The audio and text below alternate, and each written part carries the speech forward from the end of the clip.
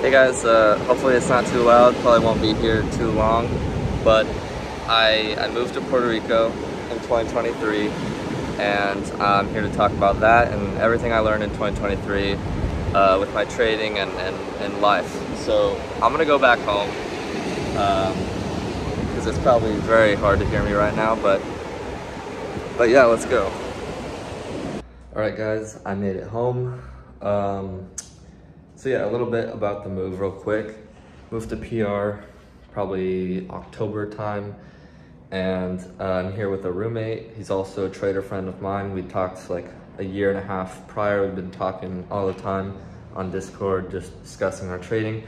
We both trade different styles.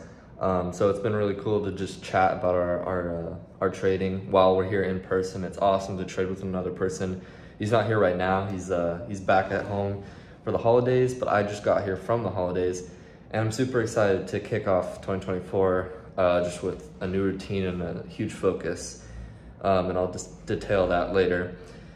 But 2023 for me was a time, I posted on Twitter, it was a time of focusing on myself and not worrying about other people's journey. Because when you start out trading, it's a lot of looking at what other people are doing and trying to adopt that. And that's good in the beginning. You have to do that. You have to make connections, you have to network, you have to find out as much as you can about what is profitable, what are people doing that makes money.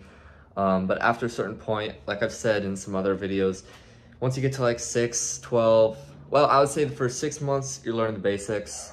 Then from month 6 to 18, like a year and a half in, that's when you're networking. You're trying to find, friends to grow with and people who are smarter than you and already profitable to kind of see what they're doing and how you can potentially become profitable yourself, kind of follow in their footsteps. But after month 18, a year and a half in, sometimes whether you're profitable or not, it can be very profitable to go off on your own and focus on yourself. And that, going off the beaten path for me was all the difference. Like, I don't know where I'd be if I'd kept following the Twitter way, but I do not think I would be where I am at today if I kept following the Twitter way. And so like just go out, discover your own edge in the market, take some time, but I think that is one of the biggest contributing factors to my success, just finding my own path, my own way, after learning as much as I can from everyone on Twitter, which was definitely good, and the networking is phenomenal. There's a lot of traders I can talk to about different areas, and it's always good to have people around you because training's lonely for sure. But yeah, that's the main thing. So like, I was growing throughout all of 2023, and during 2023 is more about rinse and repeat because I had found the system like at the very beginning of 2023. So I was just, rinse repeating the system, executing it. And meanwhile, I'm reading, I'm kind of studying macroeconomics. I want to just, my goal in life is to understand things on the most fundamental level. So if I can understand things on the most fundamental level, I'll be able to have like a bottom-up approach to understanding things. So if I understand the fundamentals, I can then start learning all the details and I can capitalize on that. So I was like, okay, let me learn macroeconomics. I'm in the market. The biggest liquidity areas in the market is all going to be, big cap, that kind of stuff. So I think it's super useful to learn macroeconomics, not because I can trade it now, but because in 5 years, when I have compounded my little systems to 7 figures, multi-7 figures, I'll be able to implement that capital effectively. And macroeconomics is just super fundamental. I mean, it's super important to pay attention to. And also I find extreme comfort in knowing what's going on around me. Like in the beginning, I was trading and, I would see kind of information coming my way. I would see the information coming my way and I'd be like, oh, what does this mean? Like, I have no idea. But now I see information and I can digest it. I could kind of brainstorm and think analytically from that information. So I think it was super important that I learned macroeconomics, and it's an ever-growing thing. Like I'm always learning it, and I'll continue, learning it on a deeper and deeper level. And eventually I'll start seeing opportunity. Just after taking in the knowledge, I'll be able to see the opportunity and utilize and try to trade on it. And I've already hit some macro trades this year. I shorted XPEV and Carvana on their huge extensions. I had based on seasonality, I had a whole thesis, maybe I'll post about it sometime, but I basically shorted those stocks after they had huge runs, and then the Fed was, continuing to hike rates. Well, they were, at that time, they were like pausing, but they were hinting, we're still gonna hike rates, so people were scared, and, I'll explain it in another video. But yeah, I'm always trying to dabble in the market, testing my ideas, getting my hands dirty, because that is what gets me involved the most in learning. And I came up with some mental models during the year. I came up with some mental models just because I want to have rules and like laws in my life to where I can approach a problem with a systematic way to solve it or just understand. So I'll kind of go through those, but then in other videos I'll talk about them a little bit more. But the first fundamental model is ebbs and flows. Everything has cycles and patterns, and if you're in the market, you know that for sure. The market goes up and it goes down. But there's also like another mental model is that everything is fractal, meaning you zoom in and you zoom out and it's the same pattern, up and down, and it applies everywhere in life. Everything is fractal, and everything is cyclical, ebbs and flows. So learning to see those ebbs and flows. Sure, you can pull up the chart pattern and say, okay, it's going up right now, or it's turning, or it's going down. But you can go deeper than that and look at what makes this thing go up and down. And if you analyze what makes the thing go up and down, you can just keep going down the rabbit hole. And as you're going down the rabbit hole, you'll just become more accurate at determining when something's gonna go up or down. It's kind of like, that's just a fundamental thing that I've learned. Everything is ebbs and flows, and if you can see those ebbs and flows, you can capitalize or you can protect capital. Also, another model is bottom-up approach to understanding. Like I said, I'm trying to learn things at a fundamental level and then go up from there. If you start in the middle or at the top, it just seems harder to understand that way. So I like getting down into the nitty-gritty and then, learning from experience, which is the top area of that bottom up. Another rule is the 80-20 rule.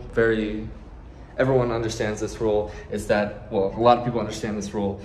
It's that 20% of causes will have 80% of the effect. That's like the general one, but in trading, it's like 20% of your trades will have 80% of the profits generally. Sometimes if it's even less, it's like 5% of your trades have 95% of the profits. That's super fundamental, good to understand, and really think about these models that I'm telling you, because you could just listen to it, and it's kind of like just mental masturbation. It's like, oh, that sounds good, like it sounds good, but you have to actually think about it, like look at in life, where does this apply? And learning to see that in real time actually gets you to understand it on a fundamental level. The next one, which was a recent finding, is money is energy. Society and economics as a whole is so similar to science. It's kind of like we are all energy. Like humans are energy. Like the physical world is energy. It's all matter, right? Money is energy. With money, you can affect matter, right? So you can change matter with money. And I went super deep with this, but we'll start with this. I'll get deeper on another video, but E equals MC squared, that's a fundamental thing, and it applies to economics as well. It's like E equals energy, M equals mass, and C equals the speed of light. But basically what I placed there is, the leverage factor. So I'll explain this. E is energy, all right? Energy is money. Energy is influence. It's what changes matter. You know, it's the thing you can use to change matter. And mass is tangible assets slash humans. So humans are matter, and we can put out energy, right? So you can, you know, what that would look like is energy is like money. All right, I have money. And then with this money, I'm gonna hire someone. That's a human. Hire someone. So you give them a little bit of energy to live off on, and they're gonna give you energy back, and you're gonna direct their energy to something else which can bring energy back. And you wanna surround yourself with people and entities that that are massive, because they, you know, they have energy surrounding them, a lot of opportunity around them. So an example of this is like, okay, the stock market. You want to surround yourself where there's money moving around, there's energy moving around. You work at Apple, there's probably a lot of opportunities working at Apple. Big entities, you know, there's going to be things flowing around. So like, you know, you know this, like, you know what a big massive thing is, you know where the opportunity is, you just have to place yourself there. And for me, that's the stock market and Puerto Rico. There's a lot of networking to be done here, so I'm gonna meet a lot of people, maybe start some other businesses, whatnot. So yeah, surround yourself by around a massive entity, and you can just learn to collect energy. And that goes into the C part, which technically means speed of light, but I put it there like knowledge, because with knowledge you can leverage the energy you put out to get more energy back in, to get more mass, you know, yourself. It's hard to just, you know, explain off the top of my head. I just discovered this kind of and began to understand it. So I'll have a whole other video just talking about it and my findings with it. But yeah, so let's check out the other mental model.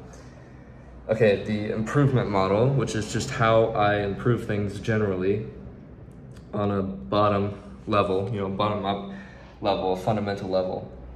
I spend energy, which is time and money, to gain knowledge. And then you keep doing that. You keep expending money and time, energy, and then eventually, you know, at first you're gonna lose that time and energy and nothing's gonna come back. But as you get up there in knowledge, it goes from a deficit to a surplus. So you lose energy, and then eventually you're gonna just start gaining energy from having that knowledge, which makes knowledge the most valuable asset you can have. And it's not really an asset, actually, it's more of like an energy multiplier. Okay, most people, their knowledge is like a negative. So like they don't have knowledge, right? So their energy is negative. Like, you know, that energy multiple is negative. So when they, you know, spend energy, they don't get it back. But with enough knowledge, which is, again, like I said, the most valuable thing you can have, with knowledge, you can multiply that energy. So when you use energy, you automatically get it back just because of the knowledge you have. And back to the model, which is improvement model, I like to spend energy where I plan on just, you know, dedicating myself to it. I like to spend energy here and there, and then I like to spend energy on one main project. And by spending energy, which, you know, is time and money, always both, I learn through that, and I try to understand things on a fundamental level. This is where all the mental models come into play.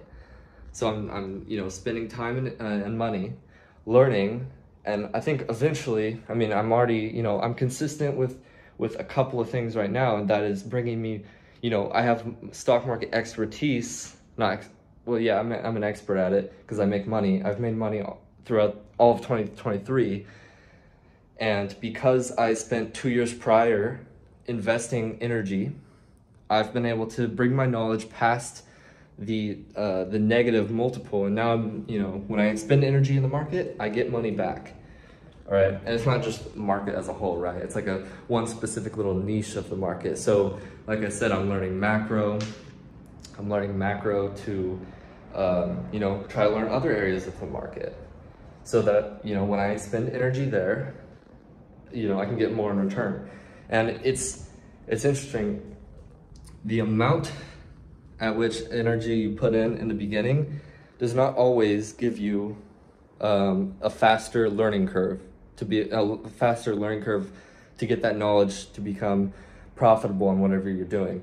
So you really, really, really, I want to emphasize this a lot, you want to make sure you're putting in the right amount of energy to be able to get the benefits from the knowledge, and you don't want to spend all your energy and not be able to overcome the knowledge learning curve.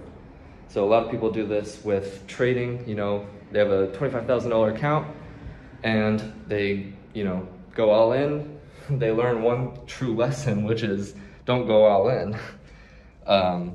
There's 100 million other lessons they have to learn after that. So you want to stay in the game. A lot of the lessons you can learn from other people, like, oh, this guy blew up because he went too much in. This other guy never became profitable because he never improved. He just did the same thing over and over. You know, you can analyze other people and kind of save your energy there. But you also sometimes have to get your hands dirty, like I said, and put energy into the market. But you don't have to put all of it in. You can just put a little bit in and you get the knowledge. Find out the minimum of energy you need to put in to get 1 unit of knowledge back, and rinse and repeat that. And that's that. I'm just walking around the house here, just whatever. I'll probably become more professional, but let me know how you guys like this. I'm gonna start documenting a lot more in 2024 because I just missed documenting my lessons and stuff. Yeah, so I mean, the last little fundamental is not huge. It's problem solving. Everyone has a problem, and if you can make the connection from problem to solution, there's value there. Everyone has a problem. You can get value from everyone and provide value because you're solving their problem. So just like constantly, I want to like apply a lens to my eyes. When I'm walking through daily life, I want to ask, what's his problem that I can solve? What's this person's problem that I can solve? How much value is there? You know, how big of a problem is it? Elon Musk, I think, famously said, the amount at which you're paid is equally proportionate to the size of the problem you solve, something like that. And it's super, super fundamental. So that was just another fundamental one. And then I'll end it off for all you traders that follow me. I know a lot of you do trade, and it's how I see edge in the stock market. So I see edge three main things. Stock selection. So you're trading around a pivot point always. So like, you're like, okay, you know, whatever, the pivot point could be whatever you think has edge, whatever you trade around, which is your entry signal, right? And exit signal. So stock selection, which is you need to find a pivot point that gives you a better risk reward than win rate for that pivot point. So let's just say it's a previous day close, we gap down the next day. Let's say you short the bounce into the previous day close. What's the win rate of that? And then can you extract risk reward off that? And then discretion is the next fundamental edge in the market. So that was stock selection. Find the pivot point that has edge. Discretion is understanding how context changes the win rate and risk reward. We'll just start saying expectancy from now on. So how does context change the expectancy? So consistency is the third edge in the market, which is, in terms of sample size, you have to find a setup or a pivot point that is low variance, meaning, you know, the expectancy doesn't change a lot, because if it changes a lot, you won't be able to compound.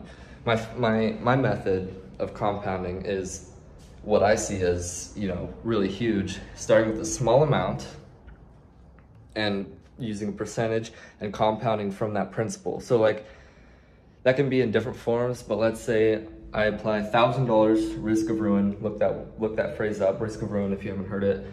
$1,000 risk of ruin to a certain setup.